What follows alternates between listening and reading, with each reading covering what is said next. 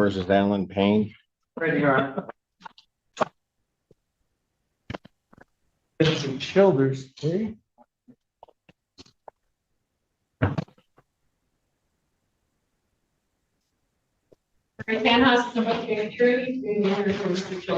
All right. I have before me a plea form, and the plea form indicates that the defendant will be pleading guilty to the offense of OW second. The 1-year offense. Upon a successful plea to that charge, count 1 would be dismissed. That is the court's full understanding of the agreement. Andrew, so the grand on the people that is correct, Your Honor. Joe Simon on behalf of Mr. Payne, that's correct. He filled out a fresh advice of rights and a sentencing judge waiver. Have him sworn. Raise your right hand. Do you solemnly swear and affirm the testimony you're about to give is the truth, the whole truth, and everything? So help you God. Yes, I do. State your name. Alan Payne. All right, sir, it is this court's understanding that you are going to be pleading guilty to the charge of operating while intoxicated second offense. Yes, Your Honor. That is a misdemeanor punishable by up to 1 year incarceration, $1,000 fine plus court costs.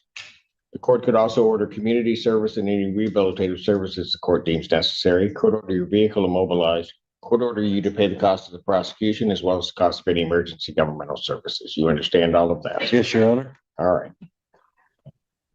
You also understand, sir, that while I'm taking your plea, I would not be your sentencing judge, and you would be sentenced before Judge Barr in the 14A2 District Court. Yes, Your Honor. All right. Now, understanding all of that, do you still wish to plead guilty? Yes, Your Honor. And to the charge of operating while intoxicated second offense, how do you plead? Guilty. And you understand that by pleading guilty, you will not have a trial of any kind. Yes, Your Honor. You signed an advice of rights form, is that correct? Yes, Your Honor. Any question regarding any of those rights? No, sir. Please look at paragraph 5 on that form. Those are your rights which are part of a trial. You understand that by pleading guilty, you'll be giving up those rights as well as all the rights on that form. Yes, Your Honor. You understand you're giving up your right to appeal of right. Yes, Your Honor. Are you on probation or parole? No, Your Honor. Has anybody promised you anything other than what's been stated here today to get you to plead? No, Your Honor. Anybody threaten you or coerce you? No, Your Honor. You're doing this voluntarily Yes, Your Honor. of your own free will Yes, Your Honor. and because you believe that you are indeed guilty? Yes, Your Honor.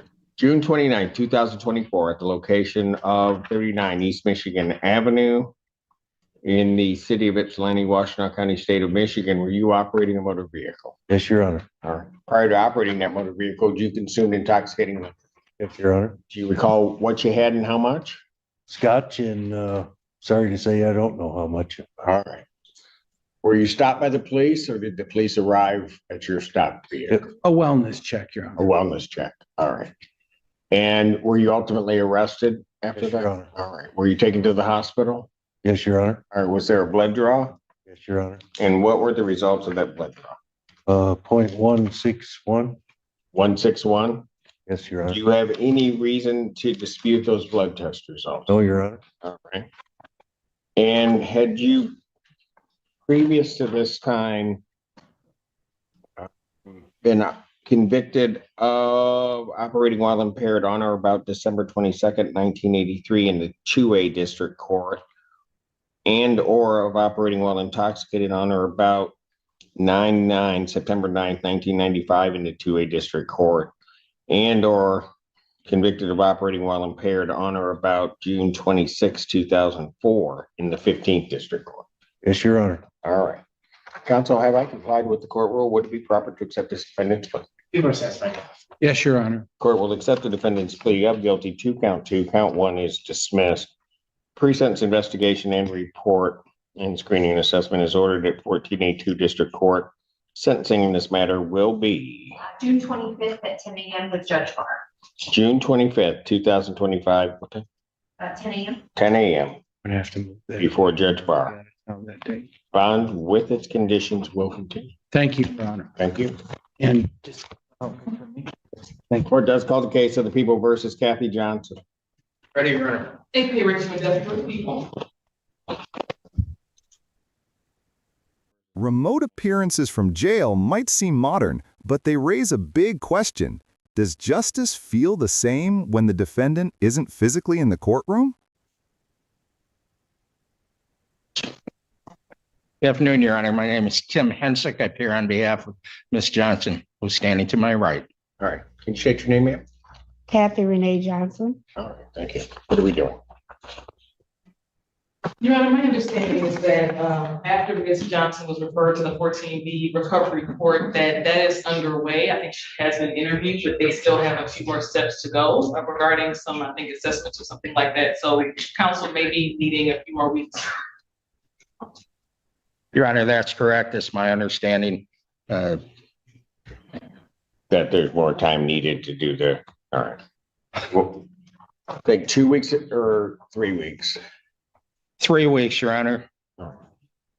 Probable cause conference will be adjourned to June 12th, 2025, 9 a.m. Thank you, Your Honor. Thank you. Bond will continue with its conditions. Thank you. Thanks. Court calls the case People versus William Doster. Good afternoon, Your Honor. Dan Garrett. Sir, can you please state your name? You'll need to unmute Mr. Doster. Apologies. William Doster. All righty, thank you. Okay, what are we doing today? Your Honor, I've had a lot of conversations now with Ms. Reiser, who's taken over the case. I think both sides agree we need one last probable cause conference, and we should be able to resolve or waive on that date. All right. And how much more time did we need? 3 weeks, please, Your Honor. 3 weeks. All right. June 12th, 2025, 9 a.m. or as your invite indicates, bond will continue with its conditions. Thank you, Your Honor. Thank you. Thank you. Oh, hold on. No, it's okay. She said preferably not week of June 16th, so. That would be the following. That's okay. It's Kennedy's calendar. It's all out of whack. All right. Thank you. Thank you. Court calls the case People versus Jeremy Vermeulen. APA Richard McDuffie for the people, standing in for Chief Assistant Procedural. Good afternoon, Your Honor. Lawrence H. Margolis with and on behalf of Jeremy Vermeulen. Jeremy, please state your name for the court. Good afternoon. My name is Jeremy Vermeulen. Judge, today is the date and time set for PCC. I have worked with Ms. Harris, Burton Harris, on this matter, and we are prepared to move forward with a plea. There was a sentence agreement. I know Your Honor doesn't always like to do the sentencing in these matters. I'm not doing the sentencing. Understood. So We filled out the paperwork in case Your Honor wanted to, but I have been advised that you would not be doing that. what are the maximum penalty? I have that he's obtaining a firearm in violation of MCL 2842 by false statement. He's going to plead guilty to that, but I don't have the maximum. So under 232A, the PAC code is 750.232A. It's a 90-day misdemeanor or a fine of not more than $100 or both. And the basis is the failure to register the firearm. I'm sorry, Counsel, Your Honor. I'm noticing that the plea that. Okay, I'm sorry. I misread. I wanted to ensure that was a hyper misdemeanor. That was concerned. Okay, we're good. I'm sorry. My apologies. That was the added. Does the court need the maximum penalty for? I can look this up really quick. That one. 752.328. I stated it, but it's not on the plea form.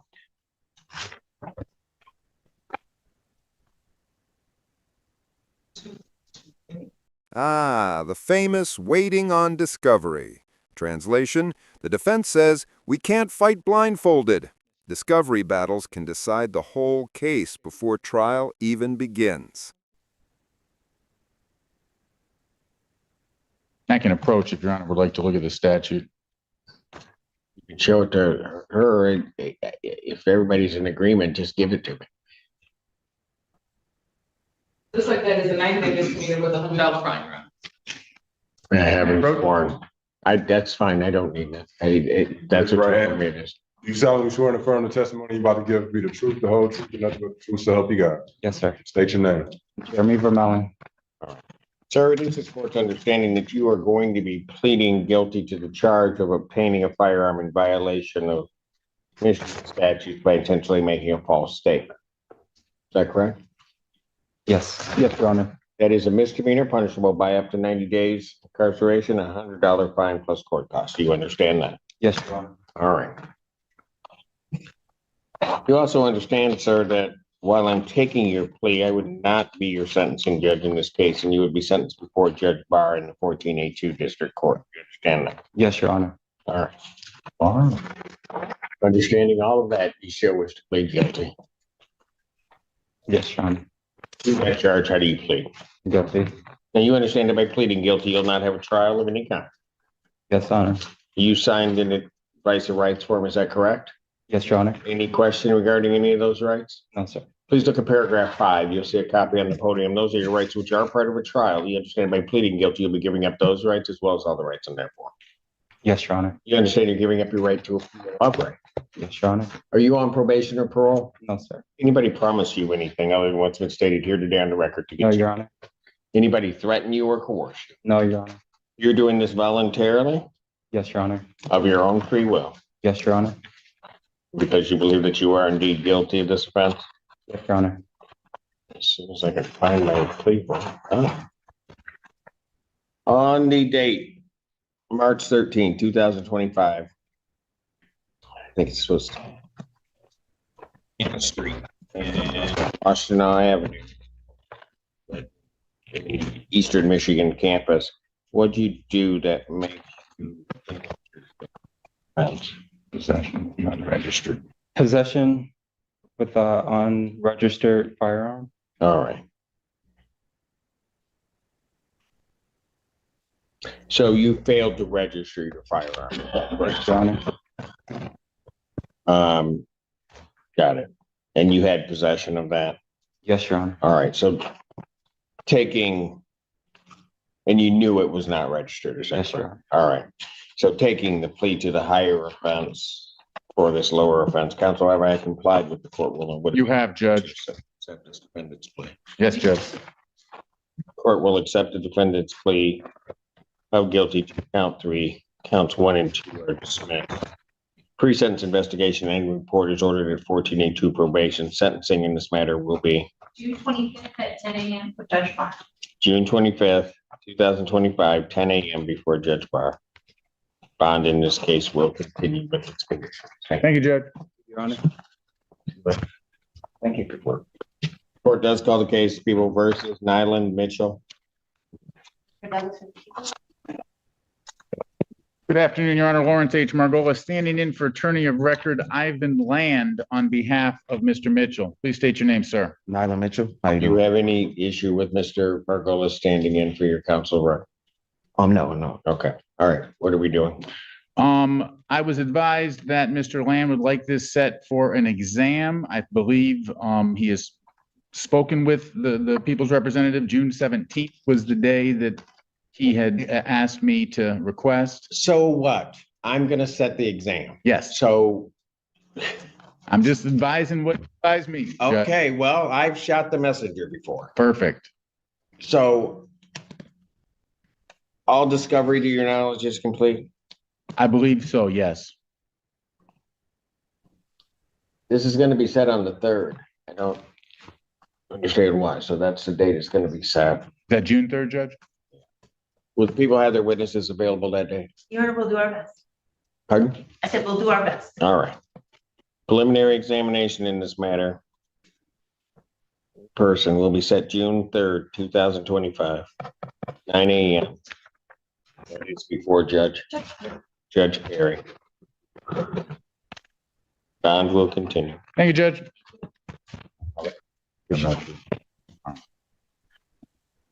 Court calls the case of the People versus Jason Thomas.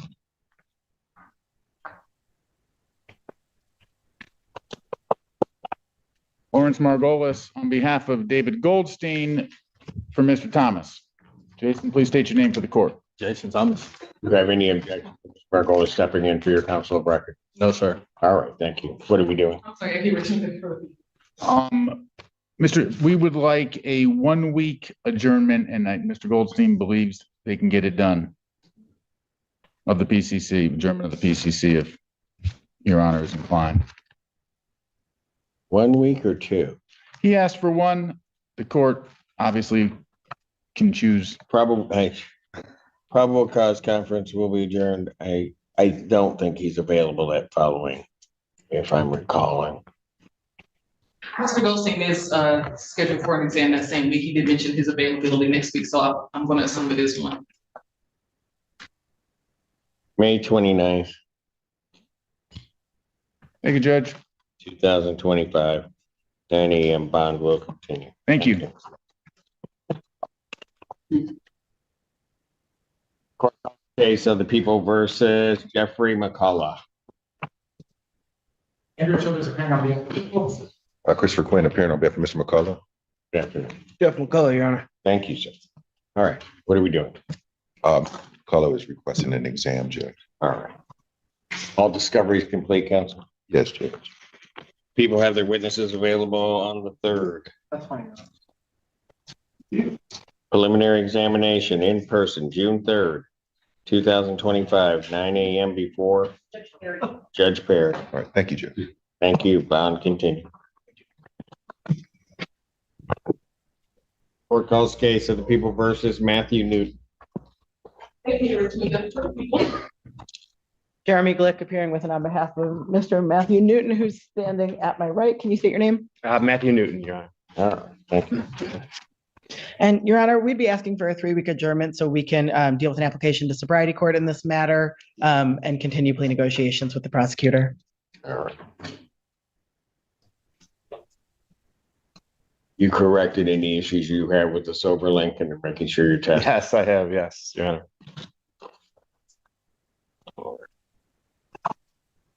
You said 3 weeks, don't you? Yes, Your Honor. June 12th. Double cause conference during June 12th, 2025, 9 a.m. Or as your invite indicates, bond will be with its conditions. Thank you, Your Honor. Court does call the case people versus Michael Williams. Good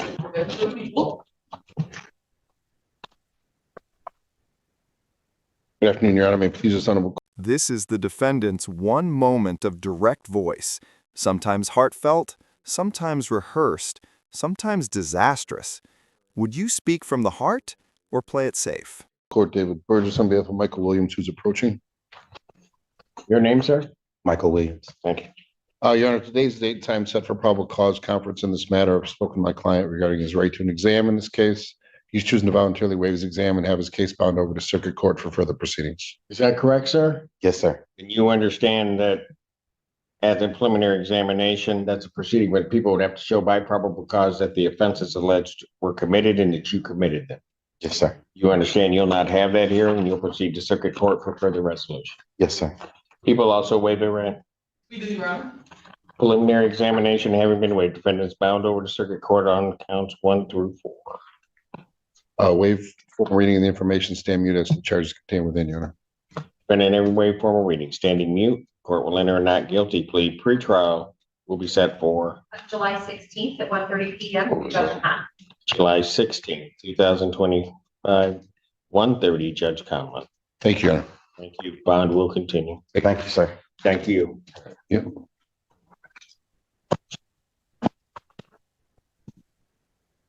Court does call the case of the people versus Cyrus Abadi.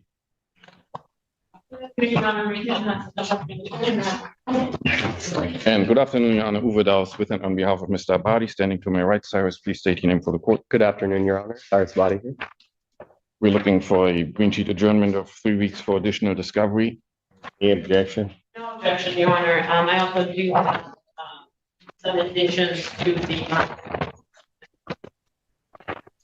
Probable cause conference will be adjourned June 12th, 2025, 9 a.m. Yes, Esteban. Your Honor, there are a few addresses that I need to add to the protective conditions. These are addresses that the victim in the case will need to regularly be at for her employment. So I don't know if the court would like to approach any of those addresses or. What, is he on a tether Yes, with exclusion zones? Is that what we have? yes. Yes, we have exclusion zones, Your Honor, and it's actually a longer list of addresses, but those other addresses fall within the exclusion zone, so they don't need to be mentioned. These are addresses that are outside of the exclusion zones. Okay, so here's how I'm gonna do it, because is the defendant aware of these addresses or? I gave them to Mr. Douse this afternoon. And we had some back and forth about them. My understanding, my question was, will these addresses be a problem for the defendant not to go to? I believe the answer is no, and Mr. Douse can fill you in on the details of our conversation. But I think his concern may be related to making sure that there's not further exclusion around those specific addresses. So he may be okay with a no go to those addresses, but he doesn't want the exclusion zone to be expanded. I'm gonna leave that up to the court. My two objectives here are, one, I want the victim to be safe. This is part of her employment. It's already a bond condition. We want to make sure that the defendant is on notice and is aware of the addresses, so we don't have any issues with them running into each other. So it's really for her protection, but also of the specific addresses we're looking at. Okay. May I respond? And if the court needed to, I did bring the exclusion zone map with me if there was any need to look at those. What Ms. Tanner says is right.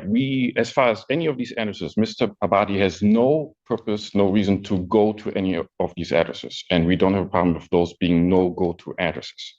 However, we don't want every one of these to become another half-mile exclusion zone, because if you add those up on the map, ever larger parts of the city will become inaccessible to him. For one, he could not get straight from his home to our office if that was done. So adding those as no go-to addresses is not a problem. I would not want each of those to be an exclusion zone. Like there is around. But it would be an exclusion zone. I guess I don't see what the problem is. It's a difference not to go to a particular address at a particular street corner and not be there. The difference, but I don't understand what the problem is. If there has to be a provision that would allow him to get to your law offices, that provision can be made. But these are altogether 1, 2, 3, 4, I understand, 5 or 6 addresses. Each of those is going to essentially take up a half-mile radius of the city that he can then no longer traverse, even go past. That's the issue. Not going there, not an issue. But being excluded from ever larger parts of the city is. But if he were not already on an exclusion zone tether, I could potentially see your argument. But if these are addresses that are addresses of employment, they would become subject to the exclusion zone. Well, if that's the court's position, then so be it. But I made my argument. All right. So typically how those would then be added is, so that we don't put them on the record, is that community corrections would be contacted with those addresses. What my order will read is that additional addresses as supplied by the prosecutor are to be included in the exclusion. Thank you, and I can forward those to them. I've already provided them. All right. Anything else on this case? No, not today. All right, we'll continue. Yes. Sure. Just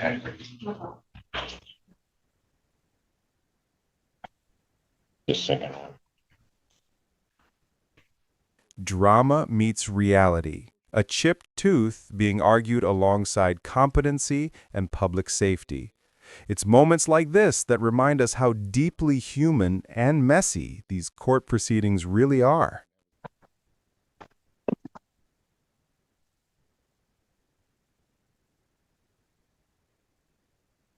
Court does call the case People versus Molly Fox.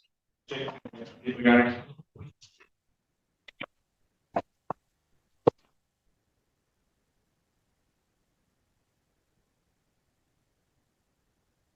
afternoon, Your Honor. Ellen Dennis, appearing on behalf of Molly Fox. Okay. What, Mr. We may have an issue. Go ahead. What are we doing on this?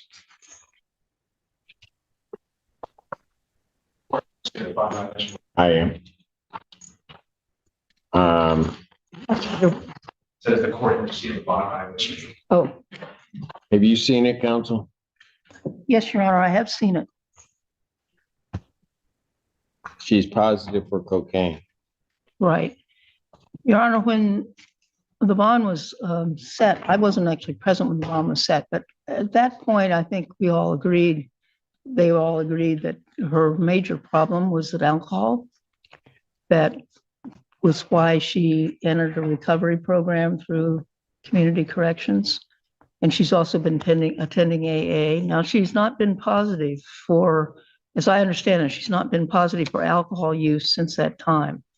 This cocaine use is kind of, I don't know, an anomaly. And it seems from my discussion with my client, it's kind of situational, and she realizes that this is absolutely She unacceptable. had another anomaly back in March. Right, I understand. But what I mean is, it's not, unlike the alcohol, it was not the dominant problem.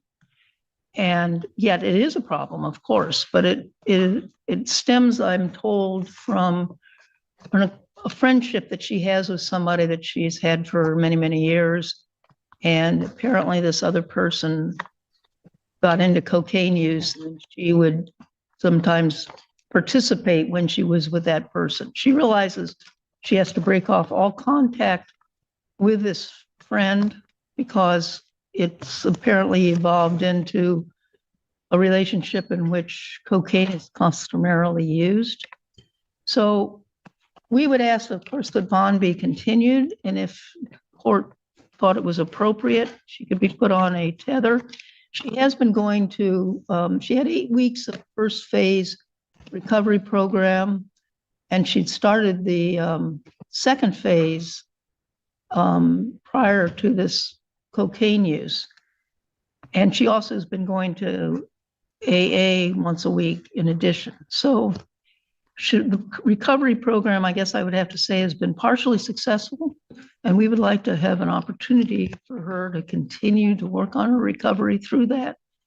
And I know Mr. Kennedy and I have talked about possibility of resolving the case through recovery court, but he's not sure that she's eligible.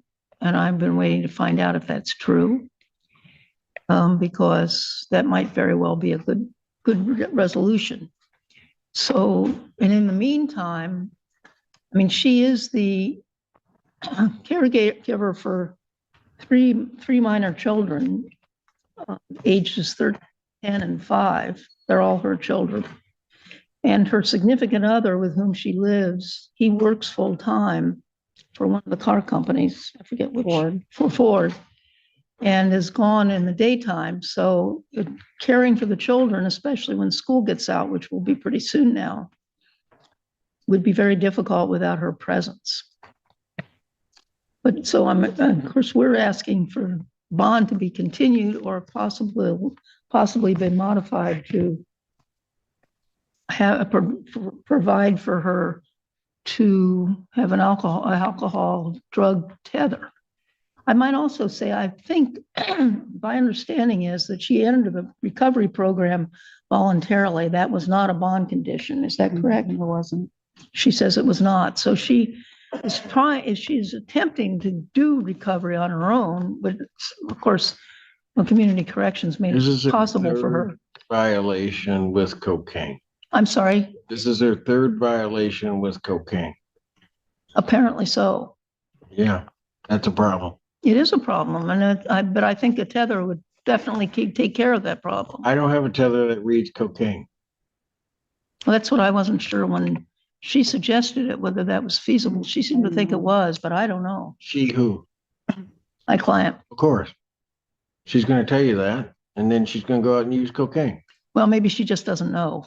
I didn't know. She does what drug addicts do, and they tell you something that's not true.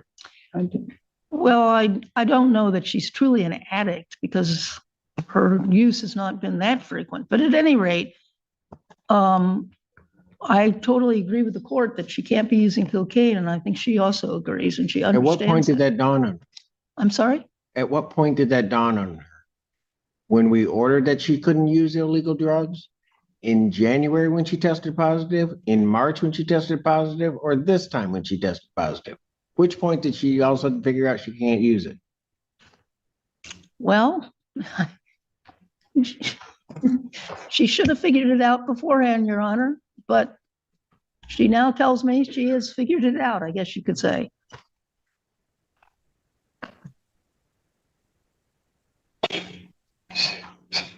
I was hate asking, but I'll ask. Why not? I'll bite. What this time made her figure it out?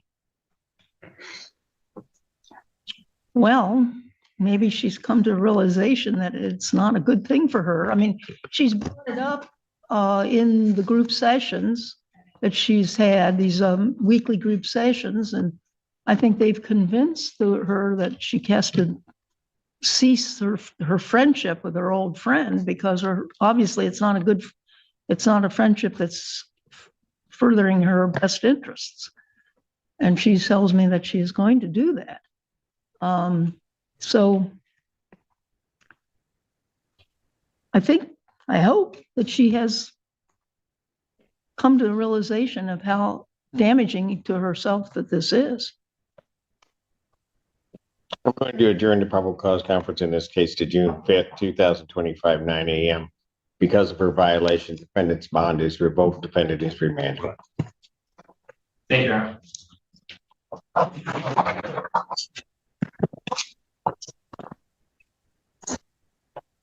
That's it for me today, Your Honor. Thank you. Happy birthday. Thank you, sir.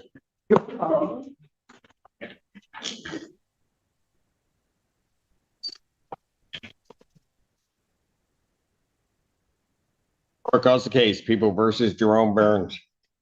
Well, he's in back, right? So we might have to wait. Oh, no, there he is. And this is the public attorney not to clear up the room, however, on behalf of Mr. Jerome Burns.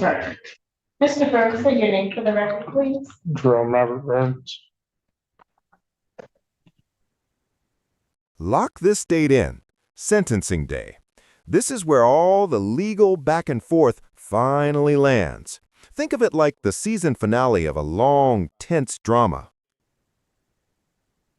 The people's motion, this was discussed this morning regarding access to the premises. Yes, Your Honor, I did send that motion to the court and the council. Since then, council and I have been speaking. It's my understanding that the apartment is actually leased to defendant's father and I believe his mother potentially. I don't believe the victim is on that lease, even though that was her home and that was her residence. So I wanted to forward that information to the court. I don't believe that we are in a position where we can ask, for her to be able to stay in that residence since she's not on the lease and it is the defendant's father who is. Well, I think we're absolutely in that position. I mean, that would occur, that occurs all the time. Well, and the problem that I have with not being able to do it, or at least forcing it to happen, is that you would have individuals that may be potentially victims of, in a domestic violence situation, where the lease premises, which is their home, is leased to somebody else. And then they can't go back there. And they didn't do anything to be sort of on the outs. Judge, if I may, I think there's a little bit more information that the court should have. My understanding, my client's father is here present. He was the one that was able to update us on what was happening. The apartment is leased to him and his wife. That has been their home for the past 9 years. Whose home? Father and mother, not defendant and complaining witness. Okay. Yes, so it's leased to them, but that's their home. And my client and his wife were living with them at the time. They still live in the home currently. Okay. And my understanding as well, and it states it in the report, before this incident even occurred, the complaining witness had left the home. She had already moved out of the home. I know that the original allegation or issue was that there was the locks in the home were changed. Yes, that's what I heard. That is That's what I correct. understood why I set the hearing. I spoke with Dad about that, and Dad said, yes, I did change the locks because she had since moved out the home probably about a month before then. And later he found out that the complaining witness was entering the home with the keys that she did have while he wasn't home, moving things around. And he stated that he felt it was necessary to change the locks because she was no longer living there. Your Honor, my understanding is that the victim left because of the physical abuse and fear by the defendant. So she left and sought a safe place for her and the child. So that part's true. My understanding is the same, that she left, however, under those conditions, and I think that is an important addition. But going back to why I don't believe we cannot exclude defendant's father from a place where he's policing, of course. So in regards to that matter, we'll just ask for there to be a civil standby so she still has belongings there. I of course ask that none of her belongings be touched by the defendant's family and that they cooperate with law enforcement to allow her to come and retrieve those. There's also a matter of the vehicle. So at this point, the concern I have for this victim, and more so for the child, quite frank, is that this child has very serious medical needs. This sexual assault took place at Mott's Children's Hospital. While their child was in the hospital, the defendant sexually assaulted the victim. This victim is in fear of the defendant. She, as far as I know, does not have a home to go to. She, as far as I know, does not have a vehicle for transportation. And we're not just talking about going to get groceries. She has a child who has serious medical needs. And so it's concerning to me that she is not able to take that child where that child needs to go for medical needs and other basic necessities. So she's, of course, in a very, very bad situation. The two of them are married. There is a car that is, from what I understand, just sitting there, and there are car keys that go to that car. Counsel and I have been speaking throughout the day, and I thought we had an agreement that the victim could use the car since it's just sitting there and she desperately needs it for they have in common to be able to do what she needs to do for that child. Since then, I learned that the defendant is not agreeing to that. My understanding is that he has some concerns about the condition of the car. I know that Ms. Akuri speak to that, but again, my more immediate concern is this child right now. I'm not suggesting we should talk about the ownership of the car, but I don't understand why this victim cannot have access to their joint car to transport the child if she needs to. And Your Honor, I did have an opportunity to speak with my client. Initially, the client's father, again, was the one who was able to facilitate. He did inform me where the vehicle is, that there are keys to the vehicle. And speaking, he doesn't have permission to give them over, obviously. I spoke with my client. He reports that there is front end, it's not damage, but there are front end issues with the vehicle. It's a work truck. It's a very large truck. It's a Chevy equivalent to, I think, a Ford 350. It doesn't have any of the additional enhancements, but he said it's a very large truck. All of his work stuff is in there. He's concerned. His work, dad's or? My client, Your Honor. This is his vehicle. He reports that this vehicle was his prior to. He does not feel that it's safe. Marriage, I apologize, because the people indicated that this is like joint marital property or something to that effect. But this is a work van or truck that he has been using for his construction business.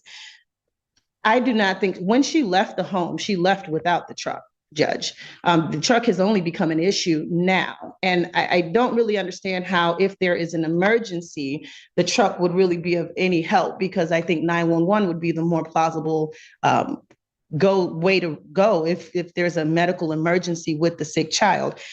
Back to the truck though, Judge, the truck, we don't know. I guess I don't get this. I mean, I'll let you finish. Sure. But these are two people, married and or not married, who have a child together. Correct. That has special needs and may require medical care. Mm-hmm. For whatever reason, the big people don't get along now.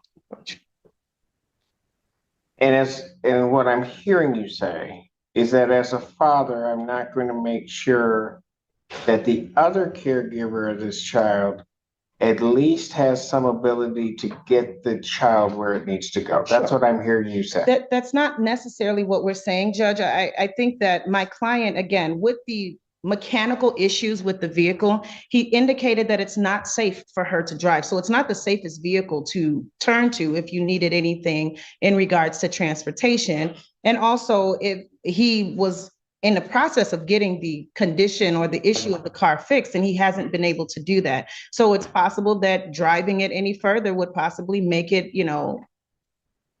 put the car in a worse condition mechanically. What else did you? So, Your Honor, if I may. Yeah. I'm not here to argue the condition of the car, just I understand this is all coming to the defendant. Again, and I want to be very clear that the victim has not asked for access to the car. I reviewed the case. I found that she does not have any transportation. And based on my experience, that is concerning to me when there is a sick child. How that car may be affected, potentially or not, by her driving it to provide for this sick child doesn't really matter. That is not what matters here today. This is an urgent situation. It's bad enough that she is homeless because of the physical assault she endured while having a sick child, The least we can do is give her access to the car for those purposes, and then they can work it out later. I'm not worried about whatever's going on between the two of them. She needs to be able to have some transportation. She has a small child that is sick, and she needs some help. And Your Honor, my client, he did raise his hand. He just wants the court to understand that he's not trying to keep the vehicle from them. He says it's not a safe car to drive at all. That normally when the child has appointments, the state provides transportation for the child to get to and from his appointments.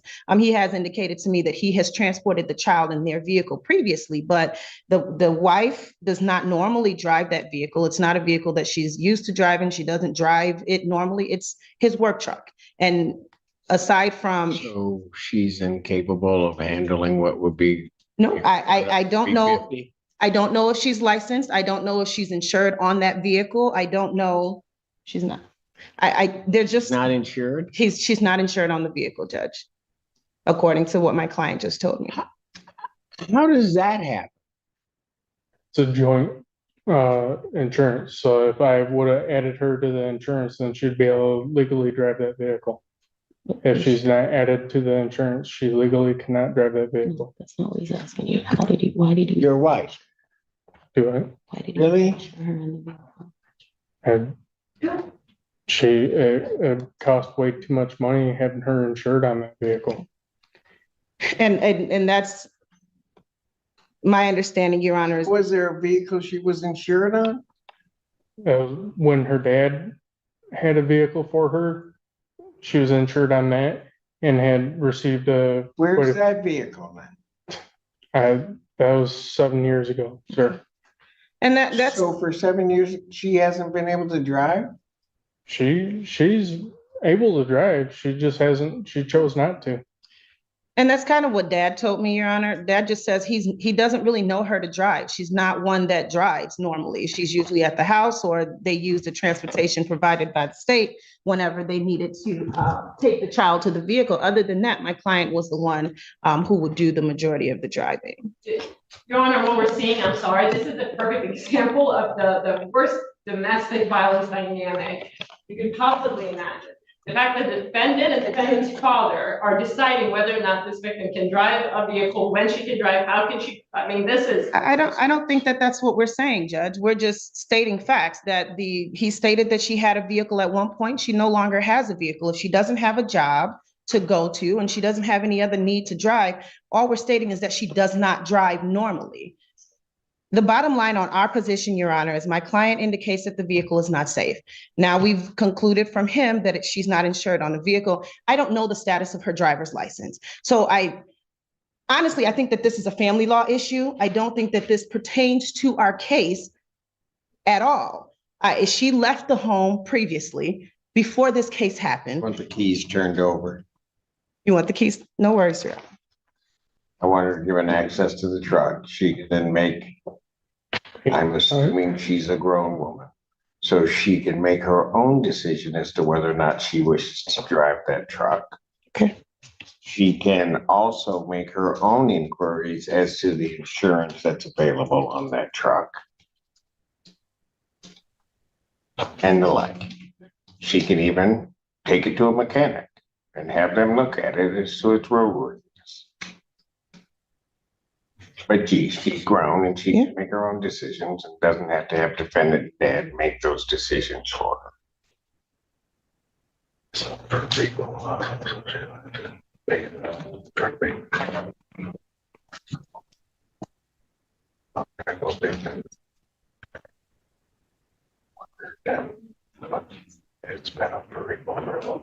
how are we gonna get these keys to her? Dad says he has the keys. It's not with him right now, but I mean, previously, again, Them to the public defender's office can get them to the prosecutor's office can get them to the victim. All right. What do we then need to do on this case? so Your Honor, initially, we were asking for the adjournment. There was a little bit more discovery or investigation, I would say, on our end that we needed to complete before we decided which way to go. About the 5th or the 12th? Counsel? I didn't hear you, Your Honor. 5th or the 12th? Let's do the, I mean, he's in custody, that's why I'm asking. let's do the 5th, Judge. That's fine. June 5th, 2025.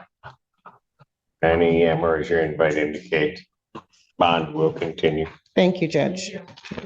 And I am. Whatever. Yeah, I said the keys need to be. Like a blue form. Yeah. I'm sorry. Okay. That's it. I got 3 o'clock. All right, you guys gotta give me about 5 minutes. And then I just tried to figure out. First in, all around.